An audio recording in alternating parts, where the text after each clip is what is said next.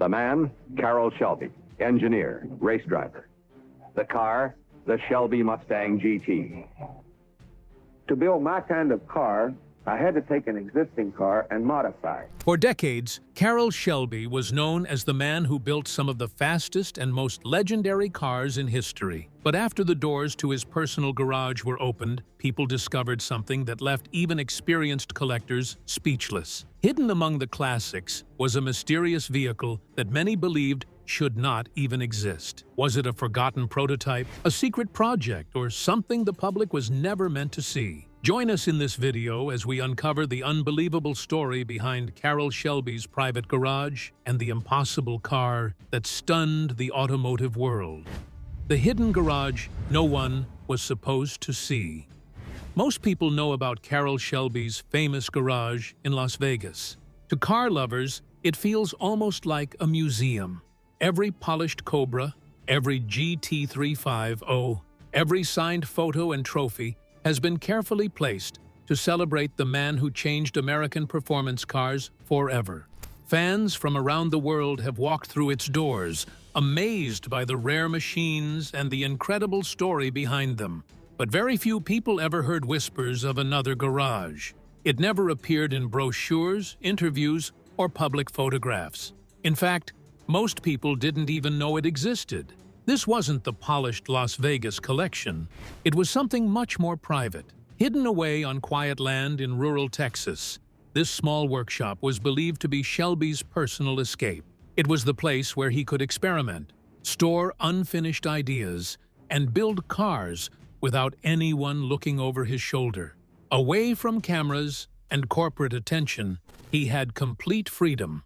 After Carroll Shelby passed away in 2012, his estate began the long task of sorting through everything he had left behind. Most of his belongings were already well documented, including valuable cars, trophies, tools, and personal items. But there was one warehouse that hardly anyone had entered before. Even some of Shelby's closest friends knew almost nothing about it. The building itself looked plain and ordinary, sitting quietly with little to suggest it held anything important. Inside, beneath bright fluorescent lights and years of settled dust, sat a single vehicle hidden under a faded gray canvas cover. At first glance, nothing about it stood out except that it wasn't listed anywhere in Shelby's official records. There was no familiar Shelby badge, no Ford paperwork, and no mention of it in the estate inventory. The only clue was a worn paper tag hanging from the steering wheel. Written across it were just a few words: EXP Shelby, do not move. At first, those handling the estate assumed it was an old prototype, or perhaps a forgotten test vehicle. But as the cover slowly came off, everyone in the room realized they were looking at something far stranger. This wasn't simply another unfinished Shelby project. It was a mystery, a car that seemed to have existed outside every known chapter of Shelby's career. The machine underneath wasn't a Mustang. It wasn't a Cobra. In fact, it didn't resemble any production Shelby model at all. It was a low, wide coupe with sharp lines and an aggressive stance unlike anything the company had ever released. It looked futuristic, yet still carried the unmistakable spirit of American muscle. Experts and automotive historians were quickly brought in to study the discovery. Their best guess was that the car dated back to the mid-1990s and started life as a heavily modified Fox body Mustang platform. Beyond that, almost everything was unique. The wheelbase had been stretched, the roof lowered, and every body panel appeared to have been hand-shaped from aluminum. Nothing on the exterior looked mass-produced. The biggest surprise waited beneath the bodywork. Hidden inside was a twin-turbocharged V8 connected to a custom-built transmission and an experimental rear-mounted cooling system. Shelby had spoken about twin-turbo ideas years earlier, but no known vehicle had ever used a setup like this. There were no matching VIN records, no engineering files, and no official blueprints. Instead, investigators found handwritten notes marked directly onto different components, including one that simply read, Shelby EXP8 Twin, test rack only. On the firewall, another message stood out even more: not for production. Many who examined the car believed it was meant to be a modern successor to the legendary Cobra Daytona Coupe, built in complete secrecy to capture Shelby's original vision of pure performance without corporate limits. Yet, somehow, the project disappeared before the public ever knew it existed. It was never announced, never registered, and never finished. Some believe Carroll Shelby kept it hidden for one reason alone. If Ford or another major company discovered exactly what he was creating, they might have stopped the project before it ever had the chance to become reality. Instead of asking for approval, Shelby simply kept building in secret. But who helped Shelby create this hidden masterpiece in complete secrecy? Keep watching to find out. The secret team behind Shelby's final vision. Carroll Shelby never backed away from a fight, especially when it came to protecting his ideas. Throughout his career, he often found himself arguing with company executives who wanted to tone down his designs, reduce performance, or make his cars fit corporate rules. Shelby believed great performance came from bold thinking, not endless meetings. That conflict followed him for years. While working on the early GT500, Shelby reportedly became frustrated over power limits and growing emissions rules, even walking out of meetings when he felt his vision was being watered down. Later, during his work with the Dodge Viper, he was said to have disagreed with engineers over weight, steering, and safety features. He believed every extra compromise took away from what made a performance car special. Being told no was something he never accepted easily. So when it came to this mysterious prototype, Shelby reportedly chose a different path. Instead of asking for approval, he kept the entire project hidden. According to one former Shelby American fabricator, Shelby referred to it as his last wild one. Only a small, trusted group of people knew it existed. They worked after normal hours, on nights and weekends, keeping the project away from curious eyes. There were no public announcements, no shop gossip, and almost no paperwork. Shelby was even quoted as saying, "If Ford doesn't have the guts, I'll do it in my own damn garage." To him, this wasn't simply another car. It was an act of independence. It became a place to test ideas without restrictions, and a reminder that creativity should never be controlled by corporate decisions.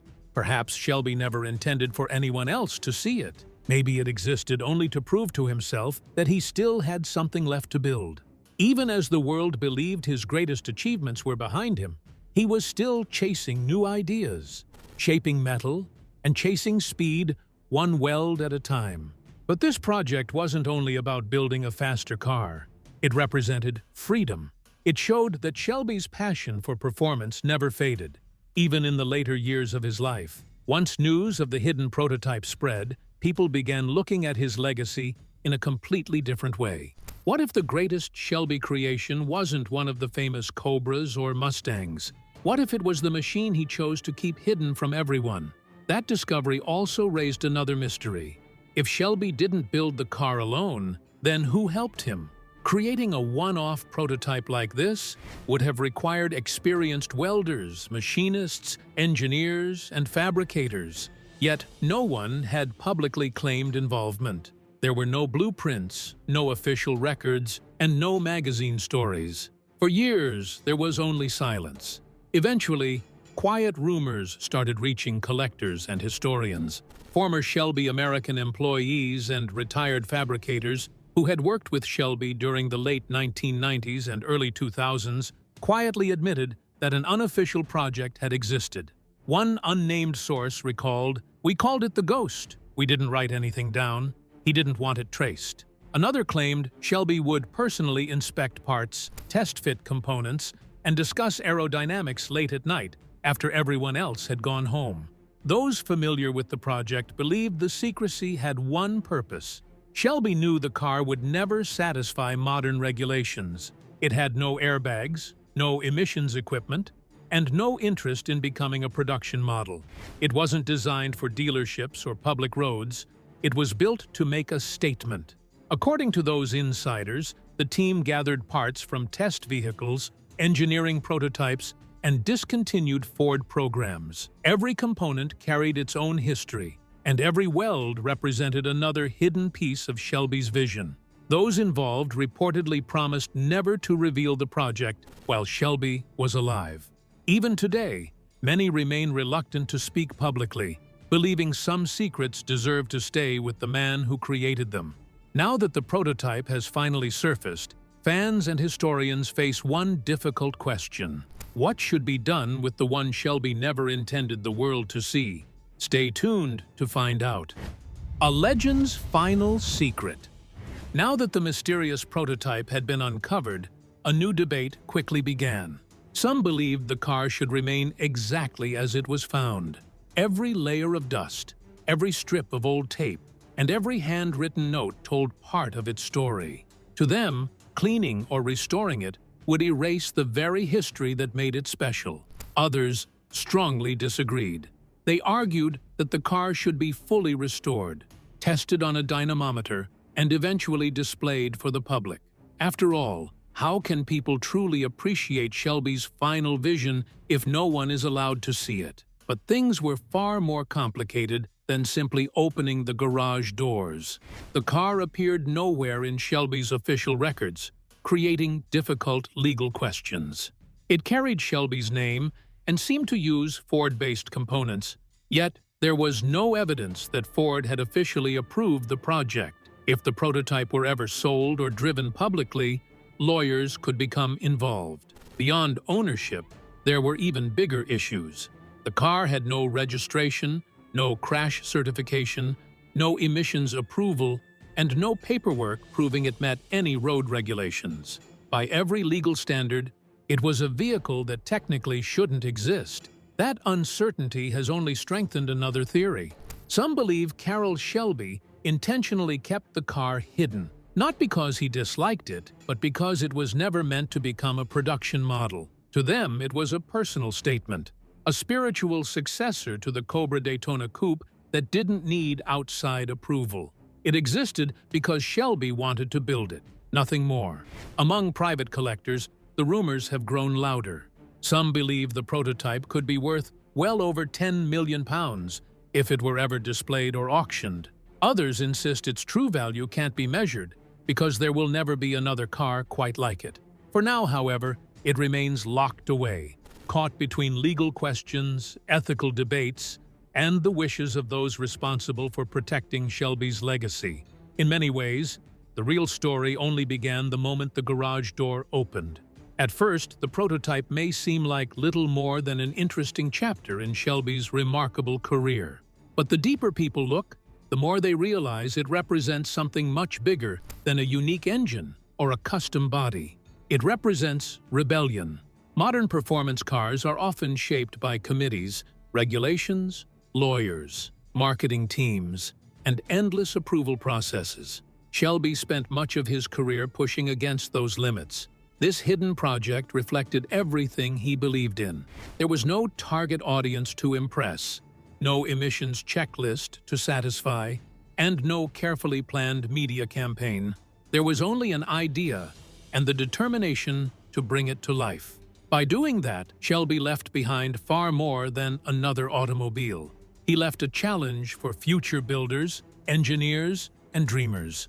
Great ideas don't always begin inside boardrooms. They begin inside workshops, garages, and quiet places where imagination is free to run without permission. As today's automotive world becomes increasingly digital and automated, this hidden prototype feels almost like the final cry from a different era. It doesn't rely on flashy presentations or carefully crafted advertising. Instead, it speaks through craftsmanship, risk, and pure determination. In many ways, that perfectly reflects everything Carroll Shelby stood for. Perhaps the most haunting part of this story isn't how rare the car is or how well it was hidden. It's what it reveals about the man behind it. Carroll Shelby never lived by someone else's rules. He made his own. This unnamed, undocumented prototype captures that spirit better than almost anything else connected to his career. Every modern performance car can usually be traced through production records, engineering files, and official announcements. This one cannot. It wasn't built for SEMA. It wasn't designed to satisfy investors or attract media attention. It was deeply personal. Several people close to Shelby have suggested that this became one of his private therapy cars, a project he quietly poured himself into as his health gradually declined. During his later years, Shelby dealt with heart problems, reduced mobility, and increasing fatigue. Yet, he continued working. Rather than announcing retirement or celebrating his past achievements, he reportedly spent time inside the garage with sketches, tools, and unfinished ideas. That may be what gives this prototype its emotional weight. It isn't simply about horsepower or engineering. It's about determination. Even after changing the automotive world, Shelby still had another vision he wanted to chase. He simply chose not to do it in front of an audience.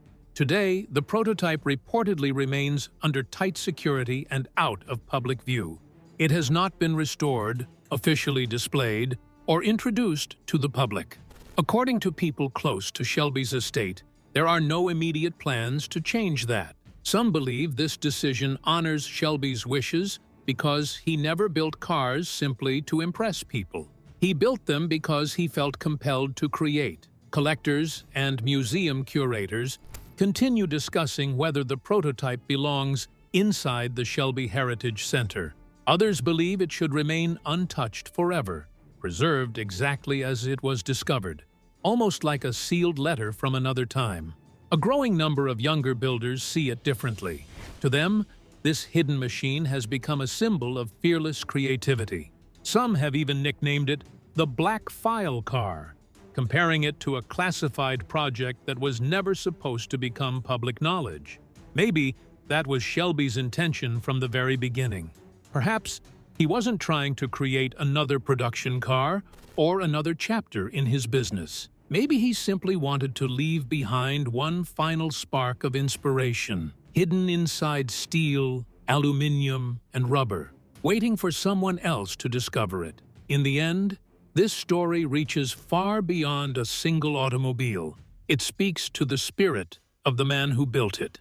Carroll Shelby transformed racing, performance, and American car culture with machines that thundered across tracks and filled magazine covers around the world. Yet this final creation tells its story quietly. It reminds us that some of the greatest ideas are born away from cameras, inside workshops, where passion matters more than recognition. This prototype wasn't created for profit or publicity. It came from a man who never stopped imagining, never stopped building, and never stopped believing there was always one more idea worth chasing. Now that the hidden car has finally come to light, it leaves us with one lasting question. Before this hidden creation existed, what shaped Shelby's legendary journey? Let's find out. The making of a racing rebel. Long before Carroll Shelby became one of the biggest names in automotive history, he was simply a boy from a small town in Texas with an endless curiosity about speed. Born on January 11, 1923, in Leesburg, Texas, Shelby was the son of Warren Hall Shelby, a rural mail carrier, and his wife, Eloise. Life wasn't always easy. By the age of 7, Carroll had developed a serious heart valve condition that would affect him for the rest of his life. Most people would have seen it as a limitation. Shelby saw it as another challenge to overcome. When his family moved to Dallas, his fascination with fast machines only grew stronger. As a young boy, he would ride his bicycle to nearby dirt tracks just to watch local races. The roar of engines and the sight of drivers pushing their cars to the limit left a lasting impression on him. By the time he was 15, he was already driving and helping maintain his father's Ford. Before long, he was sharpening his driving skills behind the wheel of his own Willys while attending Woodrow Wilson High School, graduating in 1940. Shelby's passion for machines extended beyond cars. He enrolled in the aeronautical engineering program at the Georgia Institute of Technology, believing aircraft offered another exciting way to explore speed and engineering. But history soon changed his path. On April 11, 1941, months before the attack on Pearl Harbor, Shelby enlisted in the United States Army Air Corps. Later that year, he began pilot training at Randolph Air Force Base in Texas. He earned his pilot's wings in September 1942 as a staff sergeant before receiving his commission as a second lieutenant a few months later. Rather than serving on the front lines, Shelby became a flight instructor and test pilot, trusted with training future bombardiers and navigators. He flew several military aircraft, including the Beechcraft AT-11 Kansan, Curtiss Wright AT-9 Jeep, Douglas B-18 Bolo, North American B-25 Mitchell, Douglas A-26 Invader, and eventually the massive Boeing B-29 Super Fortress. Flying these powerful machines sharpened his understanding of speed, precision, and mechanical performance, skills that would later shape his legendary career in motorsport. After World War II ended, Shelby returned to civilian life with the same determination that had carried him through military service. Like many veterans, he searched for his place in the world. He started a dump truck business, spent time working as an oil well roughneck, and later invested everything he had into a poultry farm. Unfortunately, the farm failed, forcing him into bankruptcy in 1952. For many people, that would have been the end of the story. For Carroll Shelby, it was only the beginning. Every setback taught him resilience, and every job added to the practical knowledge that would one day help him build some of the most legendary performance cars the world has ever seen. His greatest victories were still waiting just around the corner. How did Shelby's passion for speed turn him into a racing legend? Keep watching to find out. From unknown racer to Le Mans champion, Carroll Shelby's journey to becoming a motorsport legend didn't begin with famous cars or factory teams. It started with borrowed machines, local races, and a determination to prove himself. In January 1952, he entered his first race using his friend Ed Wilkins' MGTC at a drag meet held at Grand Prairie Naval Air Station in Texas. It was a humble beginning, but Shelby's natural talent behind the wheel quickly became impossible to ignore. Later that same year, he began racing Cadillac Allards owned by Charles Brown.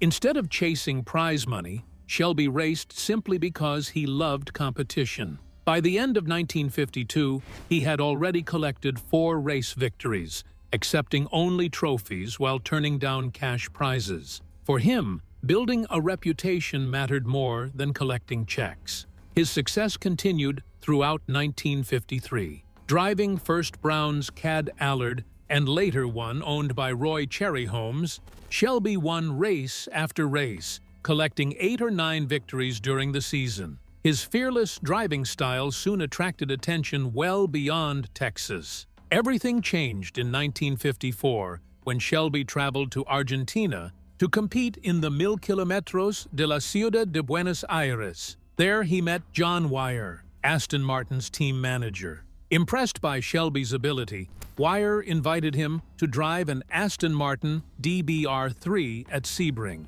Although the race ended early after the car suffered a broken axle, the opportunity opened the door to international racing. Soon afterwards, Shelby headed to Europe, where he competed in some of the world's most famous events. He raced at Aintree, Le Mans, Monza, and Silverstone, sharing cars with some of the greatest drivers of the era. At Monza, he and Graham Whitehead earned a 5th-place finish in an Aston Martin, while Aston Martin dominated Silverstone by claiming the top 3 positions. Shelby wasn't limited to road courses. Later that year, he joined Donald Healey's team at the Bonneville Salt Flats, where they chased speed records in specially prepared Austin Healeys. Together, the team set around 70 national speed records, with Shelby personally setting 17 of them. It was another sign that his talent extended far beyond traditional circuit racing.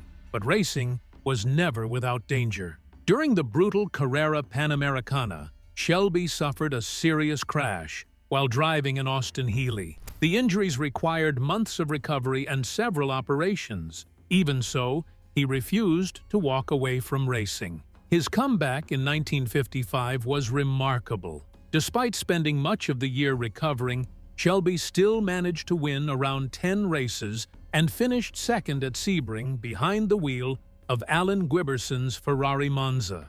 Later that season, He also began driving Ferraris for Tony Paravano, further strengthening his reputation. The following year became one of the finest of his career. Shelby won an incredible 30 races in 1956, joined John Edgar's racing team, and founded Carroll Shelby Sports Cars in Dallas. He also broke records at the Mount Washington Hill Climb in a specially prepared Ferrari 375 GP Roadster before setting more records at Giant's Despair Hill Climb. His performances earned him Sports Illustrated's Driver of the Year award. The success continued into 1957, although not without another frightening accident. While racing John Edgar's powerful Maserati at Riverside International Raceway, Shelby crashed heavily, suffering severe facial injuries that required 72 stitches and reconstructive surgery. Most drivers would have taken a long break. Shelby returned just weeks later and won at the very same circuit in the same Maserati, defeating talented rivals including Maston Gregory and Dan Gurney. His determination earned him a second consecutive Sports Illustrated Driver of the Year honor. By 1958, Shelby had become one of the world's most respected racing drivers. How did Shelby transform his racing victories into legendary American cars? Let's find out. Building the cars that changed America. Health problems forced Carroll Shelby to retire from racing in 1960. But stepping away from the driver's seat didn't mean he was finished with performance cars. In many ways, his greatest achievements were still ahead of him. Instead of chasing trophies, Shelby turned his attention to building the kind of sports car he had always dreamed about. Soon after retiring, he opened the Shelby School of High-Performance Driving with designer Pete Brock at Riverside Raceway. It allowed drivers to sharpen their skills while Shelby stayed connected to the racing world he loved. Around the same time, he founded Shelby American in Southern California, a company dedicated to performance tuning and custom-built cars. During his travels through Europe, Shelby noticed something missing back home. European manufacturers were producing lightweight sports cars that could be driven on public roads during the week and raced on weekends. America had powerful V8 engines, but most of its cars were heavy and lacked the balance of European machines. Shelby believed he could combine the best of both worlds. His idea was surprisingly simple. Take a lightweight British sports car and install a powerful American V8 engine. That vision led him to the AC Ace, a small British roadster that had recently lost its engine supplier. Shelby contacted AC Cars, whose chairman Charles Hurlock agreed to provide rolling chassis on credit. At the same time, Ford agreed to supply V8 engines and transmissions. It was a gamble for everyone involved, but it would soon make automotive history. The first prototype, known as CSX-0001, came together in early 1962. It would eventually become famous as the Shelby Cobra. Light, brutally fast, and incredibly simple, the Cobra shocked the racing world almost immediately. Whether he was creating the Cobra, conquering Le Mans with the GT40, reinventing the Mustang, or sketching ideas for another impossible project, Carroll Shelby always believed the next great car was still waiting to be built. That relentless drive to create is exactly why stories about hidden prototypes continue to capture the imagination. For Shelby, building cars was never just a career. It was simply who he was. How did Shelby's influence grow beyond the cars he built? Stay tuned to find out. The legacy that reached far beyond the garage. By the early 1960s, Carroll Shelby's reputation had spread well beyond Ford and the Cobra. Car companies knew that if they wanted more speed, better performance, or a stronger racing image, Shelby was the man to call. One of those companies was the Roots Group, the British manufacturer behind the Sunbeam Alpine. In 1963, they asked Shelby to work the same magic he had performed with the Cobra. His solution was familiar but brilliant. Replace the small engine with Ford's lightweight V8. The result was the Sunbeam Tiger, a compact British sports car with the heart of an American muscle machine. It became an instant success. As Shelby's fame grew, so did the number of companies trying to copy his most famous creations. The Cobra, in particular, became one of the most copied sports cars in history. In 2002, Shelby licensed his name to a Texas company called Unique Performance, allowing it to build continuation versions of classic Shelby Mustangs. These cars combined the appearance of the original 1960s models with updated engines, transmissions, brakes, suspension, and modern comforts. Each vehicle even carried an official Shelby serial number. However, the partnership ended in 2007 after customers complained that cars had not been delivered. In 2008, Shelby received the Automotive Executive of the Year award, recognizing decades of influence across the industry. More importantly, he focused much of his energy on giving back. Because he had battled serious heart problems since childhood, Shelby understood how life-changing proper medical care could be. He created the Carroll Shelby Children's Foundation to help families struggling to pay for heart treatments for their children. The foundation has provided support to countless young patients, giving many families hope during incredibly difficult times. Shelby also invested in the next generation of automotive talent. He funded scholarships for students studying automotive technology at Northeast Texas Community College, near his hometown of Leesburg. The program was eventually renamed in his honor,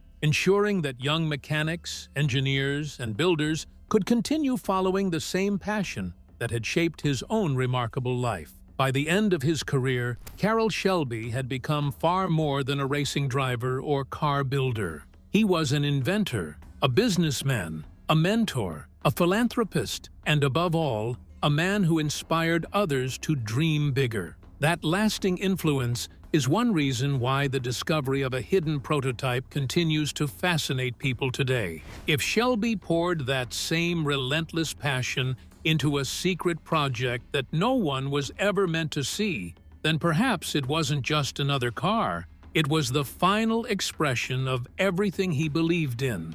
So, what do you think about the car found inside Carroll Shelby's personal garage? Let us know in the comments section below. In the end, Carroll Shelby's greatest legacy may not be the cars the world admired, but the dream he quietly kept alive behind closed doors. If you enjoyed uncovering this remarkable mystery, like, subscribe, and join us for more incredible stories from automotive history.